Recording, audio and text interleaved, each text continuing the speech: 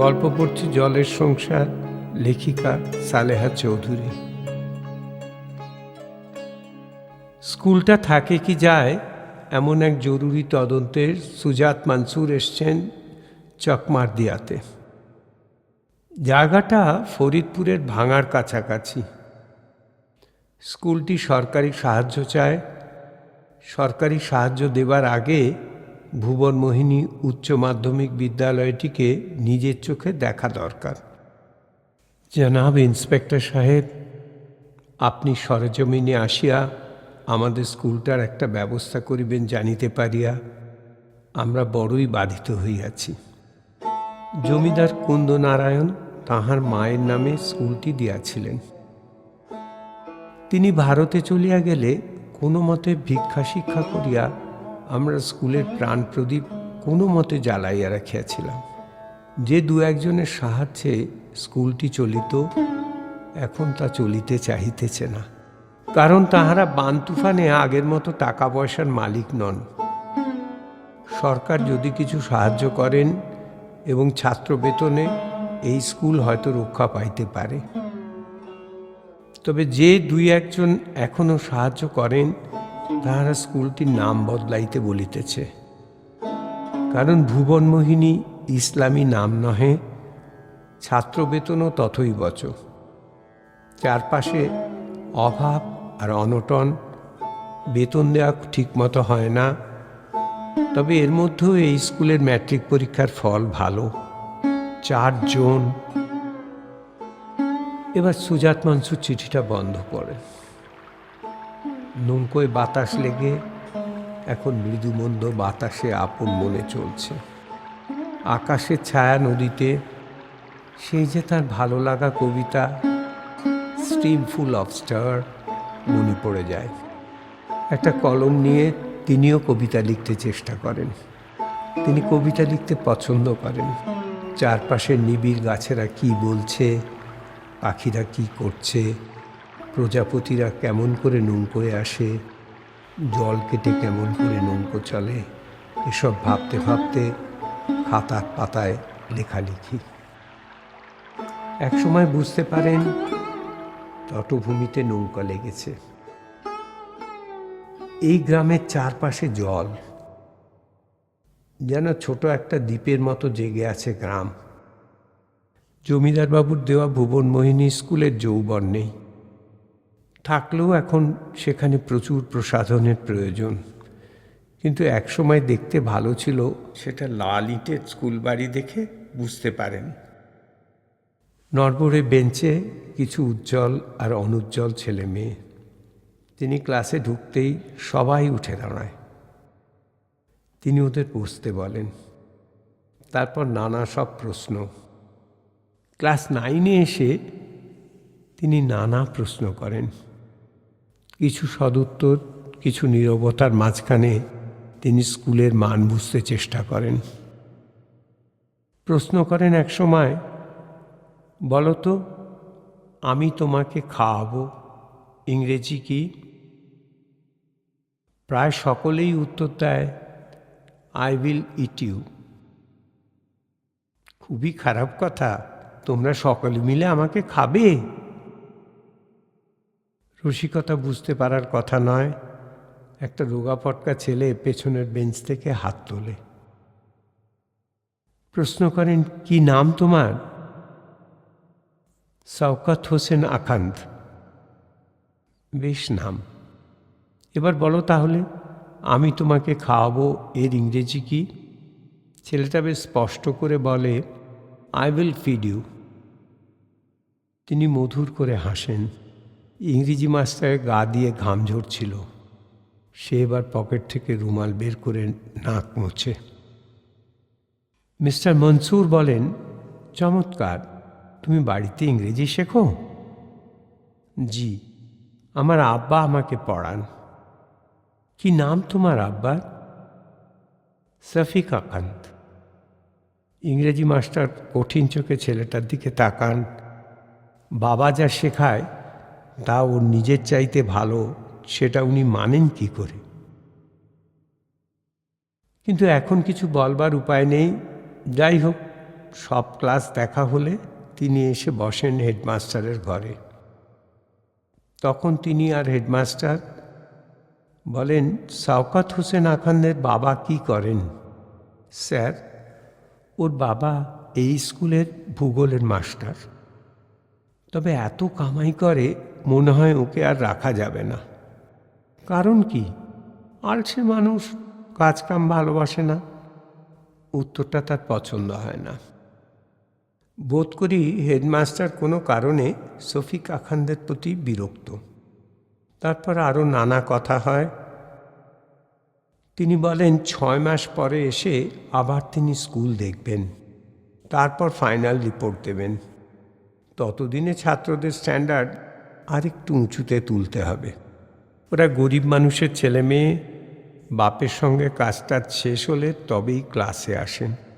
প্রায়ই কামাই করে। তবে কিছু ভালো ছাত্রও আছে, আপনি 5 বছরের ম্যাট্রিকের রেজাল্ট দেখলে সেটা বুঝতে পারবেন। সেটা দেখছি বলেই আরও কিছুদিন সময় দিলাম। এরপর আরও নানা কথা। মাস্টার সবগুলোই বিএ ও বিএসসি পাস, বাংলায় এমএও 2 জন আছেন।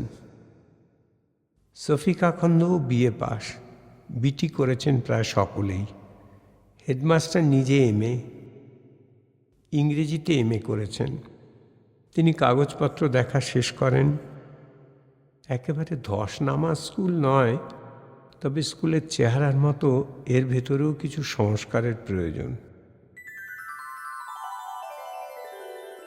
যেখানে জল মিশেছে মাটির সঙ্গে, সেখানেই দেখা হয় তার শফিক আখান্দের সঙ্গে। বিনীত সালাম দিয়ে মুখ নিচু করে এসে দাঁড়ায় সামনে। তিনি কিছু বুঝবার আগেই সেই মানুষ বলে, স্যার, আমি শফিক আখান্দ। লোকটার মলিন বেশবাস, তার রোগা শরীর, রক্তহীন মুখ, অভাব মোটা অক্ষরে তার চেহারায় ও পোশাকে নিজের রাজত্ব কায়েম করেছে। তিনি বললেন, বলেন কি করতে পারি? স্যার, আজ রাতে কি একবার আমার বাড়িতে দাওয়াত নেবেন? কেন? তিনি এসব জানেন। তিনি কখনো দাওয়াত খেতে পছন্দ করেন না। একজন পিয়ন সঙ্গে আসে, সে রাঁধে, তিনি খান। এটাই তার নিজস্ব নিয়ম।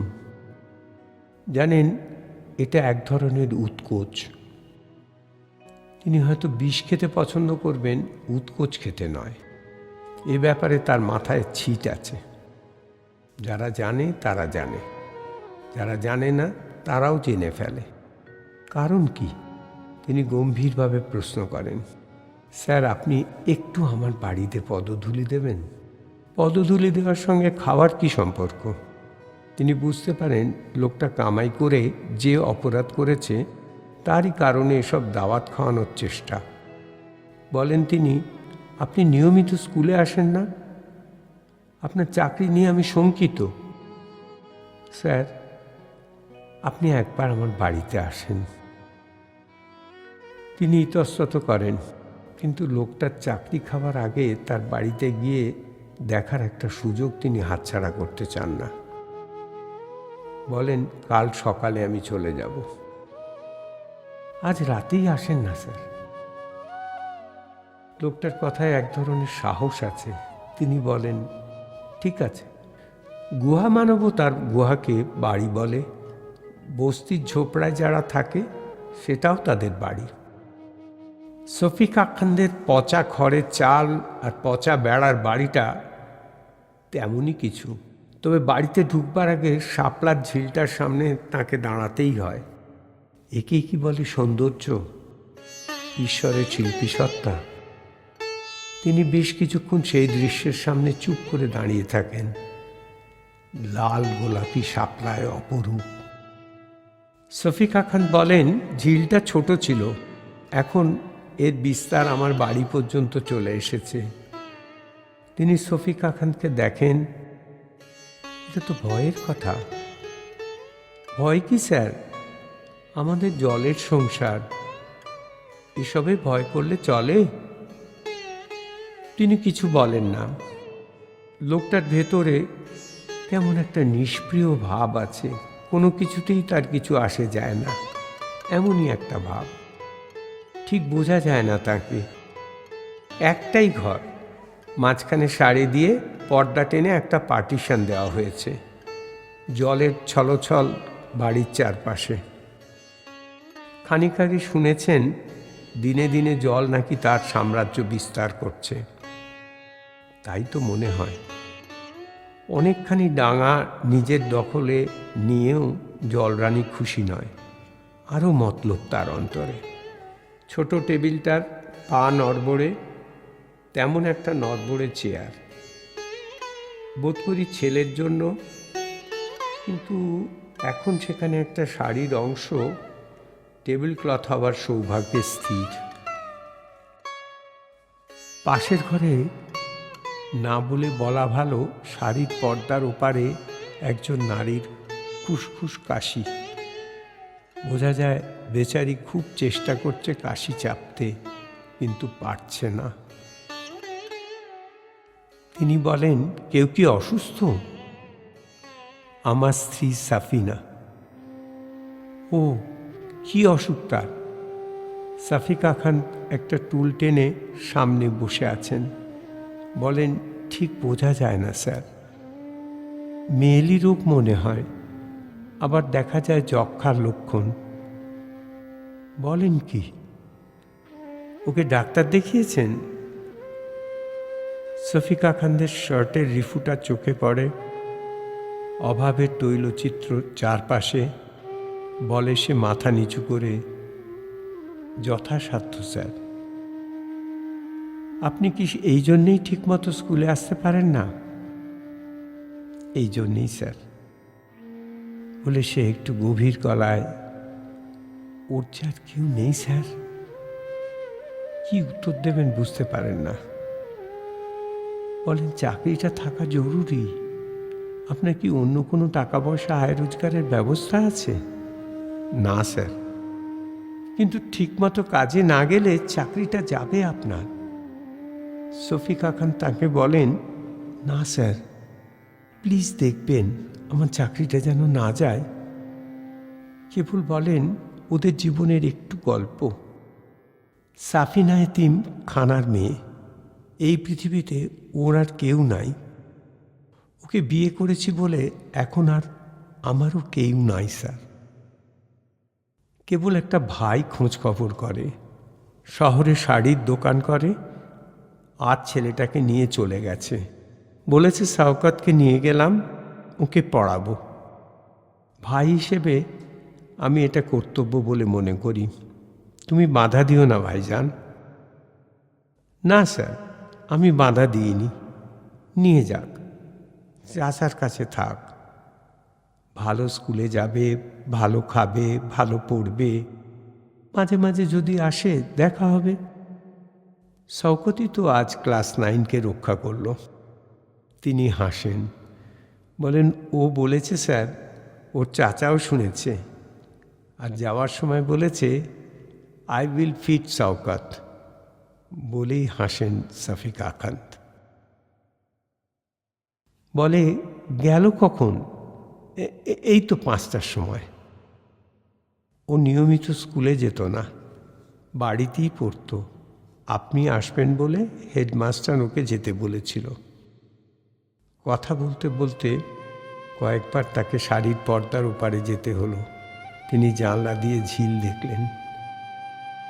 দেখলেন অভাবের নিজস্ব চেহারা। একসময় টেবিলটার উপর এসে বসে কড়ির থালা, 1 গ্লাস পানি, লাল মোটা চালের ভাত। ডালটাকে বোধ করি খেসারি বলে।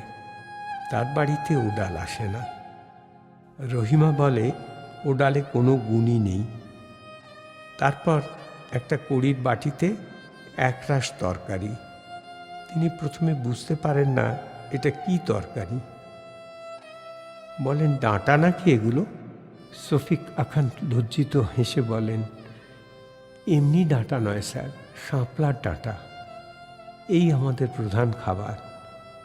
আপনার জন্য বিশেষ কিছু করতে পারিনি স্যার। এই সামান্য খাবার। তিনি বললেন, ঠিক আছে। শাপলা কেবল ফুল নয়, শাপলা খাবার। যে জলের সংসারে তাদের বাস, সেখানে শাপলা অঢেল। তিনি কি ভাবছেন মনে মনে? হয়তো ভাবছেন, এই খাবার খেয়ে একজন রোগী কেমন করে ভালো হবে। ঝাল একটু বেশি বলে তরকারির রংটা লালচে। তিনি কোনো মতে একটুখানি খেয়ে থালা ঠেলে দিলেন। আর পারব না। তাকে বলতে হয় আবার, আপনাকে নিয়মিত স্কুলে আসতে হবে। সাফিনাকে দেখতে হয় স্যার। কি মুশকিল, স্কুল তো আপনার এই অজুহাত মানতে রাজি নয়। আমার কিছু বলার নেই স্যার। এই ঝিলে মাছও থাকে, আজ বড়শি ফেলতে পারিনি। যদি চাকরিটা যায়, জলের সংসারই আমাদের একটা ব্যবস্থা করবে। সাফিকা খানের চোখ ছলছল করছে। এসব দার্শনিকতা কি কোনো কাজের কথা? স্যার, যাকে এত ভালোবেসে বিয়ে করলাম, এখন কেমন করে তাকে ফেলে রেখে কাজে যাই রোজ দিন। একজন খালা আছেন, তিনি এসে যখন দেখেন আমি কাজে যেতে পারি। স্যার, চাকরি রাখা না রাখা এখন আপনার হাতে। তিনি বলেন, আমাকেও তো কতগুলো নিয়ম মানতে হয় সাফিকা খান। তারপর বলেন, আচ্ছা চলেন দেখি, আপনার সাফিনাকে একটু দেখে যাই। তিনি তাড়াতাড়ি পর্দার ওপারে গিয়ে বোধ করি সাফিনাকে একটু গোছগাছ করেন, বাতিটা উস্কে দেন।